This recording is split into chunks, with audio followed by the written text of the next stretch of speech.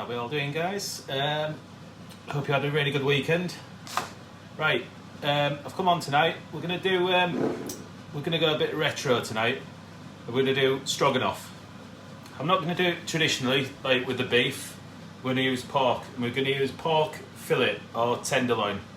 I've just trimmed this off like we did before on the cordon bleu recipe, and I've just cut it into thin strips.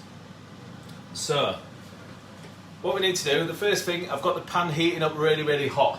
There's no oil in it, so this is just a dry frying pan. No oil, but you can see the smoke coming off there.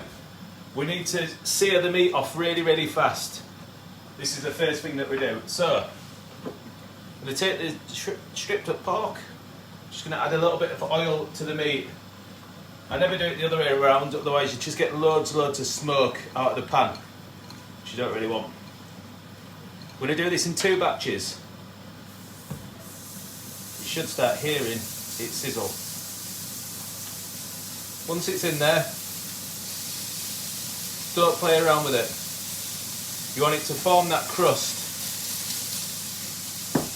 But start forming that crust, and then that should allow it to come away from the pan.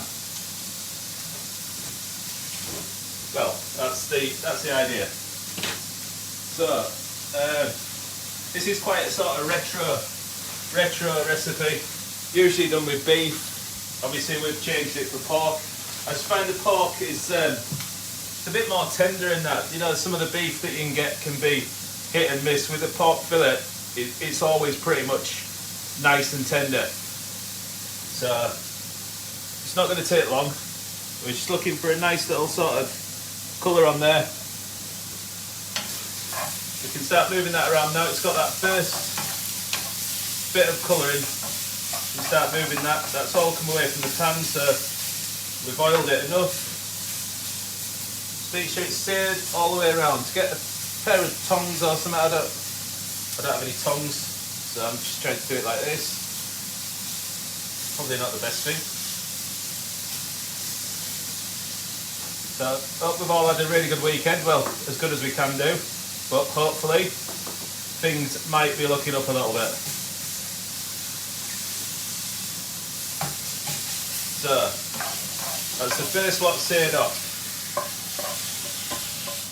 You can do it where you make it all together, but I just like it this way. Right, the next lot, it's not going to take long to sear off. So the classic, let's get a tea towel. The classic thing for the stroganoff is the paprika, mustard and brandy usually. We're just going to twist it up a little bit. So we're going to use a whole grain mustard, any brand you want.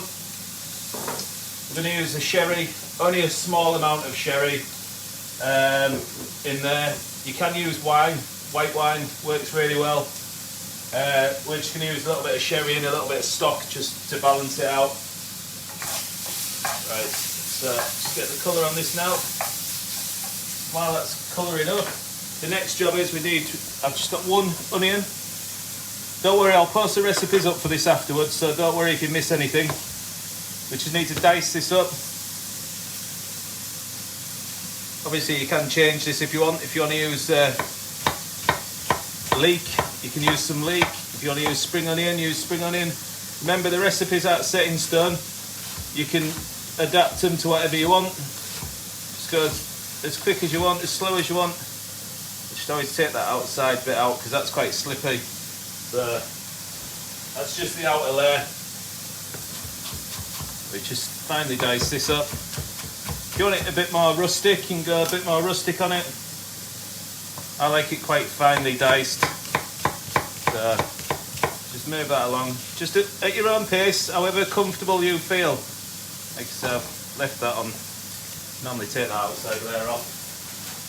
You can save that if you want for soups or stocks, if you've got a rolling sort of little bag of veg ends and stuff. Ideal for like a little soup or your gravy at the end of the week.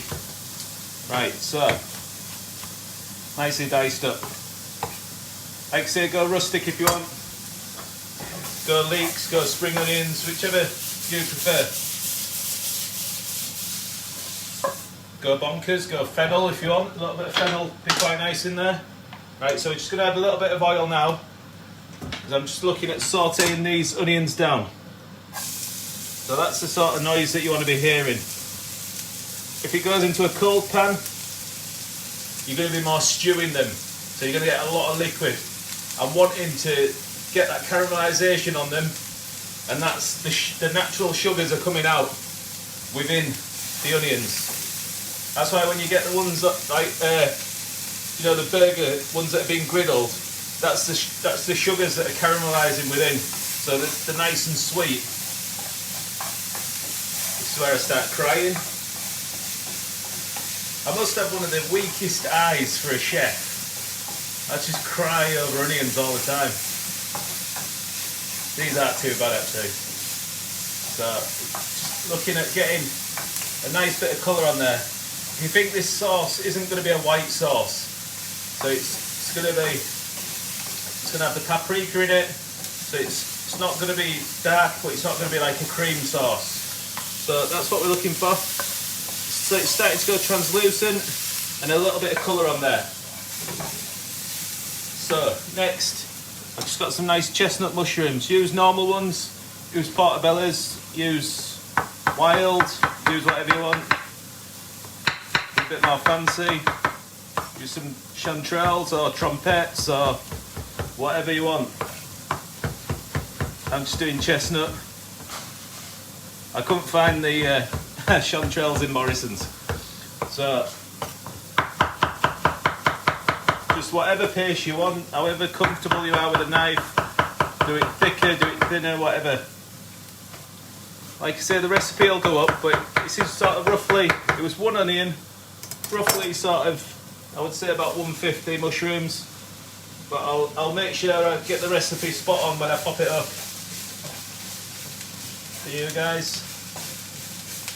I'm just really bad because I don't really follow the recipe, and then I have to retrace what I've done and how much I've put in of stuff to get it right. But that's what it's all about really. You don't need to follow the recipes by the book, absolutely not. Right, so we're going to start to saute these down. Get them a little bit softer than that actually. Yeah, gas is still on. I've got the back door open, so I didn't know if the gas had gone off then. Right, so the mushrooms won't take long. You can do them bigger if you want. You do them into halves or quarters. I've just done them really, I don't like them real chunky in this. So once they start sauteing down, then the meat can go back in. So we've already got that colour on the meat. That's what I was looking for. It's really just for the appearance for me. You can do it without searing it. Some of my stews and casseroles, I don't sear the meat. I just pop it straight into the slow cooker. I think it helps to tenderise a bit more. Especially with like minced beef and stuff like that. I never sear it off, ever. Pop it straight in the slow cooker. I like it cooked down for quite a long time. Right, so the next one, I've just got a bit of sherry. You can use a bit of wine, brandy, whatever your tipple is. That was just a little bit of odds and sods that I had lying around. Twist it up, use a little bourbon, anything like that. Your favourite whiskey, whatever. Doesn't really matter. Remember, you're eating it, it's your dish. So, next. I'm using grainy mustard in this. You can use English mustard, is absolutely fine. Use a Dijon mustard, that's perfect. Whatever you want. It's roughly about 2 teaspoons. So about like that. If you want it a little bit hotter, put more in. So, just get that washed up. This is a real quick sort of tea time dish, this. You can knock it up in next to no time. So because I've only put that small amount of sherry in, I'm just going to add a little bit of water, just to add a little bit of liquid to it. And we're just going to reduce that down. I've got one of my little, I love these, the stock pots. Use whatever brand you want. This one's a Morrison's one. I think I've got some oxo ones in there as well, and obviously you can use Knorr. I use the chicken one purely. If you're doing it with beef, use the beef one. But the chicken one for me with the pork, it just adds a little bit of light seasoning to it and sort of a bit of background flavour. I never really make them up as a stock. I always just plop them in. If you're boiling it anyway, it's going to disperse through. So this is going to be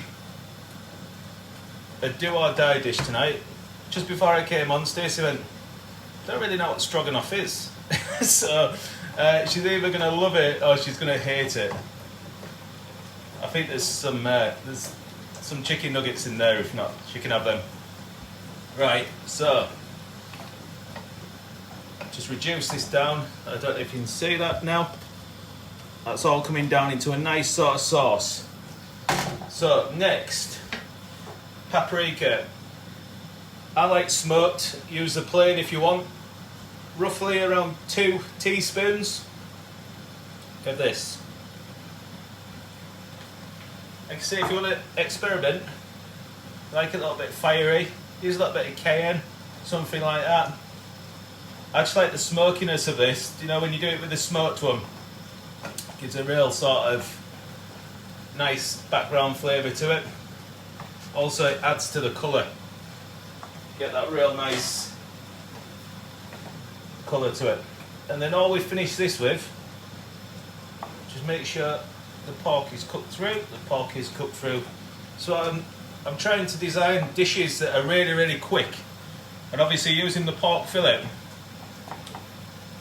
there's not that chance of it overcooking and going chewy. Sometimes when you use you can use like the frying steak and stuff for this, but there is that risk that it will, if it's overcooked, it can go a little bit chewy, because you've either got to cook it really fast or you've got to cook it really slow. There's not really an in-between with it. Probably when you've had like stir-fried beef and sometimes you just like real chewy, it's either gone in a really cold pan and then had to cook to temperature, or it's just not being cooked out long enough. So with the pork tenderloin, there's no risk of that because it's quite tender anyway, and it's only going to get more tender when you cook it down. Right, so the final thing for this is sour cream. You can use low-fat creme fraiche, you can use sour cream, or you can use, if you're being naughty, use a bit of double cream, whatever you want. I just like the sour cream, it just gives a little bit of different sourness to it at the end. And it's not as heavy as the double cream. It wants to be quite a light sort of dish. So that is pretty much it. Once that sour cream comes warm, we're done. And see how quick the dishes are. I'm trying to design them so they're really, really sort of like bam, 20 minutes, 15, 20 minutes. You don't want to be stuck in the kitchen after work. That's the last thing that you want. So you want quick, easy ideas. You can absolutely do this with chicken as well if you want. Doesn't really matter. Beef, pork, chicken. Do it just with vegetables, courgettes, peppers, aubergine, whatever, tofu. Do it with corn. Do it with whatever. Just use the basic sauce and then add whatever you want to it. So that's pretty much it. It's quite a light sort of sauce. Not looking really, really heavy. So you can serve what you want with this. So you can serve pasta, you can serve rice, or you can serve potatoes, whatever. Wait, I've just got some little garlic ones roasted.